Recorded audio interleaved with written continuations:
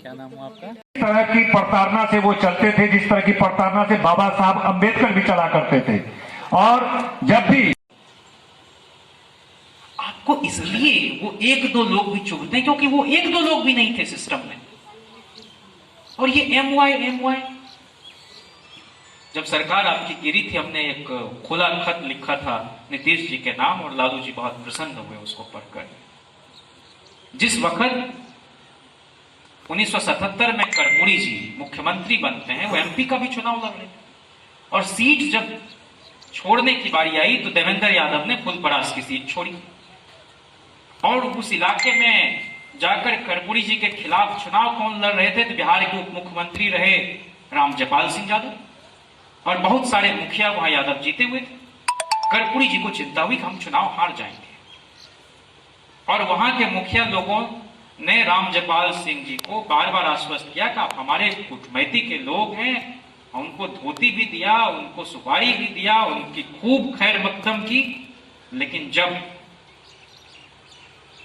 वो डब्बा निकला तो रामजपाल सिंह जी नदारद थे और उनकी जमानत जब्त करा। आपको इसलिए वो एक दो लोग भी चुभते हैं क्योंकि वो एक दो लोग भी नहीं थे सिस्टम में। और ये एम वाई जब सरकार आपकी गिरी थी, हमने एक खुला खत लिखा था नीतीश जी के नाम और लालू जी बहुत प्रसन्न हुए उसको पढ़कर।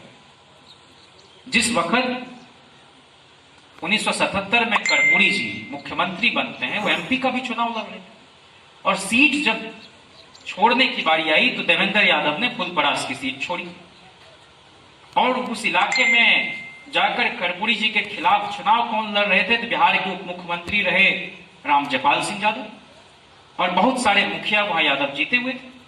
कर्पूरी जी को चिंता हुई कि हम चुनाव हार जाएंगे और वहां के मुखिया लोगों ने रामजपाल सिंह जी को बार बार आश्वस्त किया कि आप हमारे कुटमैती के लोग हैं। उनको धोती भी दिया, उनको सुपारी भी दिया, उनकी खूब खैर मकदम की। लेकिन जब वो डब्बा निकला तो रामजपाल सिंह जी नदारद थे और उनकी जमानत जब्त करा। भाई अभी हमारे साथ जयंत जिज्ञासु जी हैं जो कि जेएनयू के छात्र भी हैं और आरजेडी के वहाँ युवा लीडर भी हैं और लेखक भी हैं। तो आइए इनसे कुछ बात करते हैं और कुछ सवाल करते हैं। वाला क्या सर, ये कहाँ तक इस पे क्या कहना चाहिएगा? कुल मिलाकर जगदेव बाबू का यह मानना था और सिर्फ जगदेव बाबू का ही नहीं बल्कि उनके जैसे समाज में बदलाव के जो सारथी लोग थे, वाहक जो थे, वो सब चाहते थे कि शारीरिक श्रम को कोई बेनिथ डिग्निटी ना समझे और वह सिर्फ श्रम से जुड़ा हुआ मामला नहीं है बल्कि जीवन के हर क्षेत्र में नेतृत्व से जुड़ा हुआ मामला भी है कि एक कार्यकर्ता जो दरी बिछाता है, टेंट लगाता है, कुर्सी सजा, तो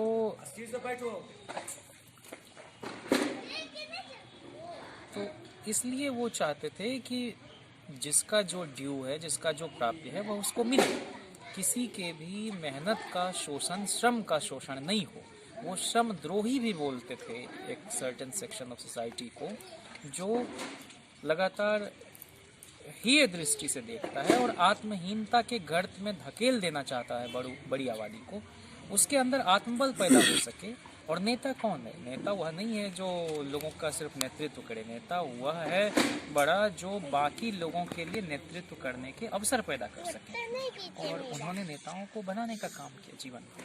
इसलिए वो कहते थे कि जो लोग समाज के अंदर आप लाट साहब और पुटानी करने वाले जो लोग होते हैं वो सब लीड करेंगे किसी भी चीज़ को। आप गांव में भी आप देख लेते हैं मर्डर महतों टाइप के लोग होते हैं। इवन जो शादी ब्याह में जो फिजूल खर्च होता है, इवन मृत्यु भोज का आयोजन होता है और गांव का जो मंजन होता है वो जबरन मैंने जमीन बिकवा के इसी तरह से 2-4 कट्ठा है जिसमें कई फसल वो उगा लेता है, कई सब्जियां उगा लेता है 12 मासा। उसको भी चाहता है कि ये बंदगी पर, सुध भरना पर या बेच दे, हम ही को दे दे, हाँ, और ये मृत्यु भोज करे। तो कुल मिला के इस तरह की प्रवृत्ति वाले जो लोग हैं वो तो समाज के अंदर की बुराइयों को डायग्नोज करने वाले डॉक्टर भी थे ना। वो महामना रामस्वरूप वर्मा के साथ काम करने वाले लोग थे, उनकी पार्टी और इनकी पार्टी और एक और पार्टी, इन तीनों का मर्जर करा के उन्होंने शोषित समाज का बनाया था। तो इसलिए ये लोग चाहते थे कि समाज में जो छोटी छोटी बातें जिसकी तरफ नज़र देना या जिसको एड्रेस करना हम समझते हैं कि फिजूल की बात है, बहुत छोटी बात है, दरअसल वही बड़ी बीमारियों की तरफ हमें धकेलता है।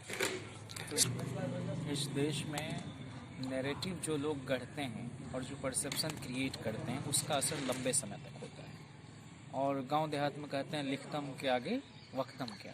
तो हमारे यहाँ तो ओरल कल्चर वाले लोग हैं, ओरल ट्रेडिशन के लोग हैं, बोल कर चले गए, लिखा नहीं गया, डॉक्यूमेंटेशन नहीं हुआ हमारे पुरखों की हिस्ट्री का, उनको फुटनोट में भी नहीं रखा गया।